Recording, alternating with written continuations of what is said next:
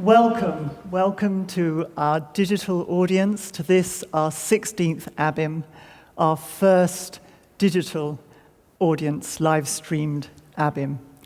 It's a real pleasure to have you with us.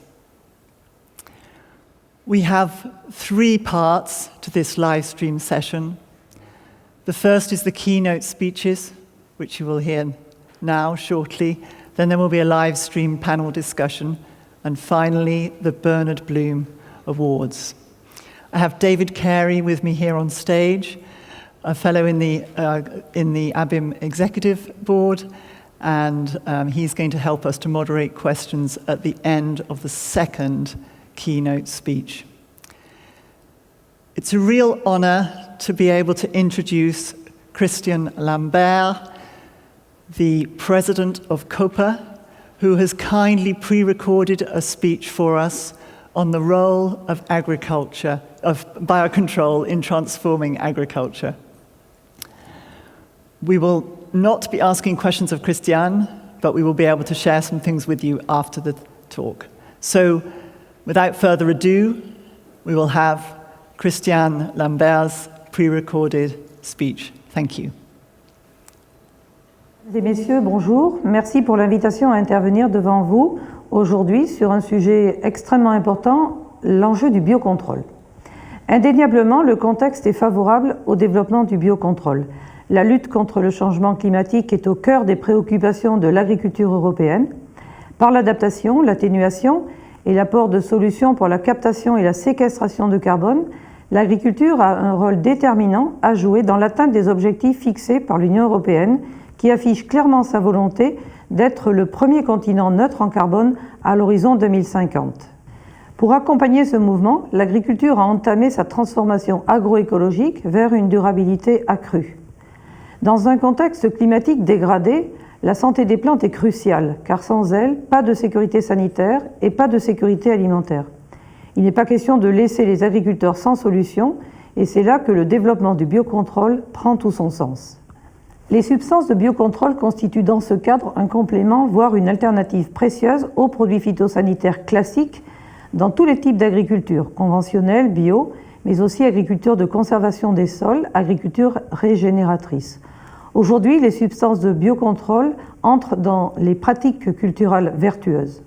En France, pour prendre un exemple que je connais bien, nous avons développé le contrat de solution, un ensemble de solutions concrètes, efficaces et durables pour une trajectoire de progrès pour la protection des cultures. Le biocontrôle y tient une place prépondérante et s'intègre en combinaison avec des mesures et des pratiques culturales usuelles. Plus que jamais, dans un contexte d'adaptation au changement climatique et de reconquête de la souveraineté alimentaire, l'agriculture a besoin d'un ensemble d'outils suffisants pour lutter contre les ravageurs et les maladies. Or, aujourd'hui, le développement du biocontrôle est freiné par de multiples facteurs. J'en retiendrai 4. Le manque de solutions face à la diversité des cultures et le coût. Si les agriculteurs sont prêts à expérimenter et à promouvoir ces solutions pour diminuer l'usage des produits phytosanitaires de synthèse, pour obtenir de nouvelles certifications environnementales ou pour s'adapter à de nouvelles réglementations, ils sont limités par le nombre de produits disponibles sur le marché qui ne couvrent pas aujourd'hui toutes les cultures et toutes les fonctions. Ils sont aussi limités dans leur démarche par le prix des produits de biocontrôle qui alourdissent les charges d'exploitation. Deuxième frein, la moindre efficacité. La moindre efficacité des produits de biocontrôle, inférieure à celle des produits phytosanitaires traditionnels, doit être améliorée par plus de recherche. Indéniablement, le duo coût-efficacité est une clé d'entrée majeure de ces produits chez les agriculteurs. Troisième frein, la nécessité d'un cadre européen structuré, adapté et harmonisé. Si, en France, le biocontrôle est autorisé depuis 10 ans et dispose de procédures d'homologation pour la mise sur le marché accélérée, les situations sont différentes dans les États membres. Au niveau de l'Union, le biocontrôle ne bénéficie pas d'une édition commune, ni de procédures de mise sur le marché adaptées. En effet, la réglementation européenne soumet les produits de biocontrôle aux mêmes exigences que les produits phytosanitaires. Or, en 2017, le Parlement européen avait adopté une résolution sur les produits de biocontrôle et demandé à la Commission européenne de simplifier les procédures de mise sur le marché. Depuis, le dossier patine. Le Copa presse la Commission d'alléger l'autorisation de mise sur le marché, car nous parlons bien de substances à faible risque ou de mesures de contrôle bio. Ces produits doivent être validés sur des bases scientifiques étayées, bien entendu, la dimension sanitaire demeure prioritaire et les agriculteurs eux-mêmes y sont très attentifs. Ces solutions doivent aussi être au moins aussi efficaces que les produits phytosanitaires qui seront, à l'avenir, nous le savons, de plus en plus retirés du marché. Ces conditions sont nécessaires pour assurer la compétitivité future de la production agricole européenne. Enfin, quatrième frein, c'est un manque de communication sur la vulgarisation et l'acceptabilité de ces produits innovants. L'Union européenne et la Commission en particulier doivent s'associer aux États membres pour promouvoir ces produits en tant qu'alternative durable. Les agriculteurs ne peuvent le faire seuls. J'en suis convaincue, le biocontrôle dispose d'un potentiel de développement important.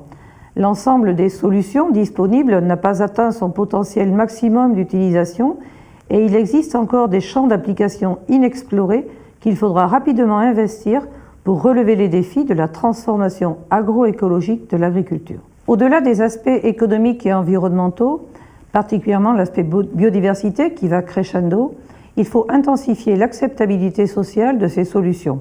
C'est un travail collectif qui doit être mené du législateur au consommateur et par l'ensemble des acteurs de la chaîne alimentaire, de la chaîne de valeur. La recherche et l'innovation sont décisives dans ce secteur et la formation de la chaîne de prescription est également un vecteur essentiel de diffusion et d'acceptation. La dynamique biocontrôle existe, il faut désormais la faire fonctionner à pleine puissance. En guise de conclusion, je tiens à rappeler que l'Union européenne doit affirmer plus fortement sa volonté de demeurer une grande puissance agricole et agroalimentaire. C'est un enjeu de souveraineté et de stabilité. La crise Covid a démontré l'importance de l'approvisionnement alimentaire. Le récent rapport du GIEC a pointé le risque de rupture des chaînes d'approvisionnement avec le changement climatique. L'heure n'est donc pas à la capitulation ou à la décroissance qui conduirait à des importations massives de production aux standards bien moins vertueux que les productions européennes. Cela implique aussi un changement d'approche dans le commerce international avec l'arrêt de négociations d'accords toxiques avec certaines régions du monde. Au moment où la Commission européenne est soupçonnée d'avoir caché les résultats d'une étude prouvant les impacts dramatiques de la stratégie Farm to Fork, comme toutes celles qui ont été publiées depuis 18 mois, mobilisons toutes nos forces vives, mobilisons la science, la recherche, l'innovation pour une production agricole abondante et durable en Europe. Et bien sûr, le biocontrôle y a toute sa place. Je vous souhaite un très bon congrès. Thank you very much to Christiane Lambert for sharing her views and those of the farmers of Biocontrol in Europe. Very encouraging words, and thank you. We asked Christiane to explain her reference to a hidden report, and she is in fact referring to the report that was issued in September of 2021 by the Commission that allegedly had been spending some time in the Commission beforehand. So we wanted to really thank Copa and Christiane for her excellent talk, and to then move on from Europe. We now have heard about Europe, and we would like to move on to outside Europe. And Edouard Lehmann, the Research and Innovation Manager at COLEACP, will now give his reflections on biocontrol outside Europe.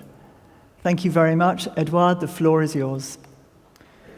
Thank you very much, Jennifer, and thank you very much, IBMA, for giving us the opportunity today to talk about such an important topic. Today I will try to give you some insight about opportunity and challenge in tropical horticulture based on the experience that we have at COLEACP. COLEACP is an interprofessional organization that was founded in 1973 with the mission to support a more sustainable and inclusive agribusiness in African, Caribbean, and Pacific country, also called ACP country. We are basically a technical assistance tool where we provide support for production and trade between ACP countries and also with the European Union. We operate mainly through EU-funded program, and within the FFM-SPS program, we are focusing mainly on horticulture, which means fruit and vegetables, but also flowers. And within that, one of our key and core area is to provide the sustainable and suitable solutions for all the operators to make sure that they are able to produce and protect their crops safely. So we are present in 49 countries, and based on this experience at the moment, we see that tropical agriculture is facing increasing challenges with climate change, but also increase in pest pressure. There is also change in regulation, market, and consumer demand, which are evolving, and new international initiatives, such as the EU Green Deal or the Farm to Fork strategies, are calling for transformation for the food system, also in African, Caribbean, and Pacific countries. And transformation of agriculture is not something that will happen in one step. This is a transition that will require a combination of innovative tools and solutions, and biocontrol is one element that can actually foster this transition to sustainable agriculture. As we know, biocontrol can provide tools for the operationalization of IPM globally, which at the moment is still a bit lacking behind. It can provide support for surveillance, biological control, chemical control, but also safer alternative for the environment, as well as for the operator, where in some countries it's difficult to access personal protective equipment. It also provides some alternatives to resume access to some market where, for example, emerald has been lowered. In 2019, we have conducted a survey in order to understand a bit more what the company were facing as a problem for crop protection and crop production. The objective was to gather the priority area to inform action for the minor crop. We received feedback from 110 companies located mainly in Africa and the Caribbean. And when they were asked in which area they were experiencing most difficulty, pest control ranks second. But also, on the top of the list, we can find post-harvest management, obtaining quality and good input, and also complying with EU regulations, such as the emeralds, but also the organic regulation. And we know that biocontrol could be a solution for that. We also ask, what are the crop pest combinations that are very problematic at the moment? And among them, we can find the mango, we can find avocado, we'll find French beans, pineapple, all these markets that are currently fast-growing markets in ACP countries. When asked what are the difficulties with those crops and those pests, on the top, it was the availability of effective solutions. Among them, also among the top priority was also the high cost of the product, the range, which is actually too narrow to manage resistance, for example. And there are also few low-risk or organic products at the moment that are registered with a PHI which is compatible with, for example, export. And we also asked them, what prevents you to use more non-chemical alternative? And really at the top, and I think that was also included in the previous keynote, high cost was one of the problems. The difficulty also to access information what is suitable, but also how to use the product, and also basically the lack simply of suitable solution available locally. So we know that a lot of biocontrol solutions exist, but at the moment only few of them are registered in ACP countries. Also, registration process are problematic because they are not always adapted to biocontrol. Some of them are based on the assessment of chemical substances. The cost, as we've seen, the cost of new technology versus maybe some generic solution with a very low cost. And also the capacity building in how to use the suitable use of the product and the new solution. And there is a need now for large-scale demonstration in order to be able to show by the example that it's working. So using the outcomes of this survey, what we've done is try to compile all the information and do a multi-criteria analysis to see what were the priority crop pest combination for ACP horticulture. So we included criteria such as what is registered in some country, what is the social impact, what is the trade volume, what are the emerald that have been changed or lowered, what are the regulatory change that can affect the market. And we came up with a list of 60 crop pest combinations. I won't go into detail today, but I'm sure in this audience you have maybe some solution that could be suitable to tackle those issues. So I really invite you to come back to this presentation after and look into this list. But how can we take action now? What can we do? Basically, at COLEACP, what we try is to support local research and innovation. Because in the end, a solution is really in the hand of the farmers if the solution is locally certified or registered. So we support research by doing screening trials to evaluate maybe how a solution is working in different conditions. We do also efficacy trials to generate data for the registration. And we also do residue study because there is a need also to provide guidance on how to use the product and the good agricultural practices. So since the beginning of 2019, we've implemented about 18 trials, and the objective is to support the registration of more than 6 biopesticides in 10 countries. And it ranges from trapping and monitoring, but also spraying of botanicals, as well as post-harvest treatment for fungi. And it's also important to provide with this information on how to use those products. So we've tried to release a database that provides you with the information on how to use those products in order to comply with EU and Codex MRL, but also to know the mode of action, to manage resistance. So all this information are online and require a lot of collaboration with different partners in order to provide information to the different stakeholders that are up to date. We also try to accompany all the people along the supply chain by providing technical brochures and information how to produce, how to protect your crop, and also how to implement a surveillance system, conduct an audit, and then comply with international regulation and requirements. So all of this through brochures and also field trainings. So in conclusion, we know that biocontrol could play a pivotal role in the transformation of agriculture, and especially in operationalization of IPM strategies. But at the moment, investment in research, registration, and capacity building are really needed to mainstream biocontrol. There is an important market, opportunities in African, Caribbean, and Pacific countries, as today only 3% of Africa's surface is under organic agriculture. But a lot of collaboration is now required. As COLEACP, we try to bring our contribution into that and been working on that since the year 2000. And I also here present you a list of activity that we will be implementing by mid-2022. This is not a final list. It's a collaborative process for research in this area. So don't hesitate to also to come back to this presentation, look in the list and see whether you could contribute or you have an idea and you could maybe implement a project in this area.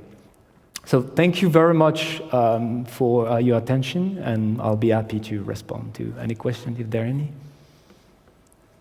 Okay.